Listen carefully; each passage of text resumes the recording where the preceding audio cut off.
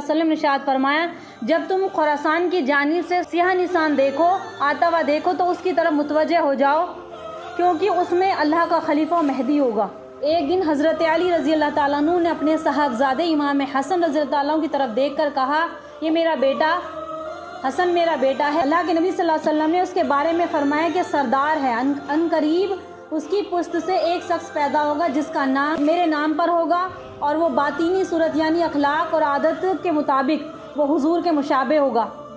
اب مہدی علیہ السلام کے بارے میں کیا فرمایا کہ اس کا نام جو ایک خلیفہ پیدا ہوگا وہ میرے نام پر اس کا نام ہوگا، یعنی کہ آپ کا نام مہدی علیہ السلام تو لقب ہے لیکن اصل نام آپ کا محمد ہوگا، اور ان کے والد محترم کا نام نبی کریم صلی اللہ علیہ وسلم کے والد محترم کے نام پر ہی ہوگا یعنی کہ عبداللہ ہوگا، اور آپ کی والدہ کا نام بھی بتایا جاتا ہے کہ آمنہ ہوگا۔ بعض روایت میں آتا ہے کہ آمنہ ہوگا۔ یہ اہل بیت میں سے ہوں گے۔ ہر ایک طرح کی پیشن گوئیاں بتا دی گئی ہیں کہ قیامت سے پہلے پہلے ایسا ہوگا، اور یہ ساری نشانیاں دھیرے دھیرے ظاہر ہو رہی ہیں۔ قرب قیامت کا پورا بالکل تیاری ہے ہر ایک چیز کی، بس ہم ہی غافل ہیں کہ کیا کریں کہ ہمیں دنیا کی محبت نے اتنا غافل کر دیا۔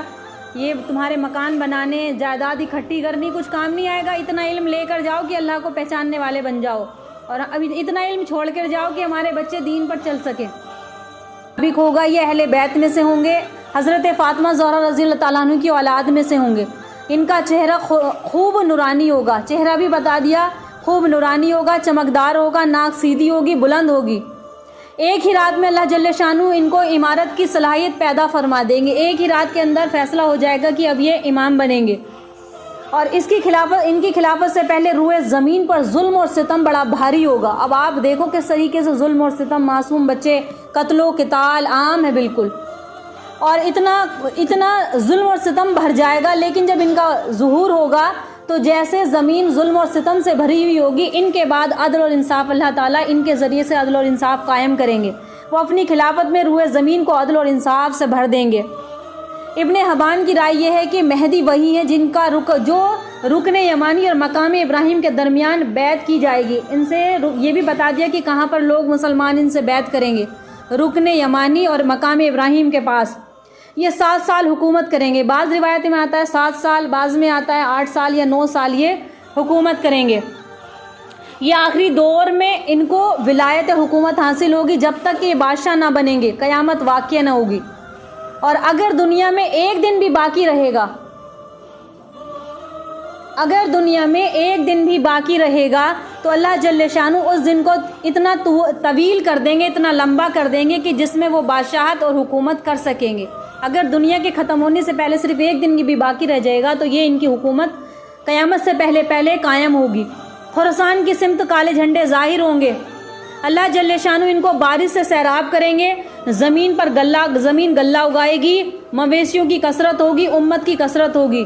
ان کے دور خلافت میں امت اس قدر خوشحال ہوگی جتنی پہلے اس سے پہلے کبھی خوشحالی نہیں ہوگی، یعنی کہ ہر طرف انصاف قائم کریں گے۔ وہ لوگوں کو برابر مال تقسیم کریں گے، بغیر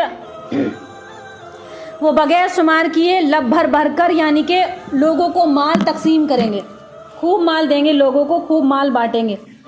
اس کے بعد عیسیٰ علیہ السلام اتریں گے، ان کا عیسیٰ علیہ السلام کا نزول ہوگا۔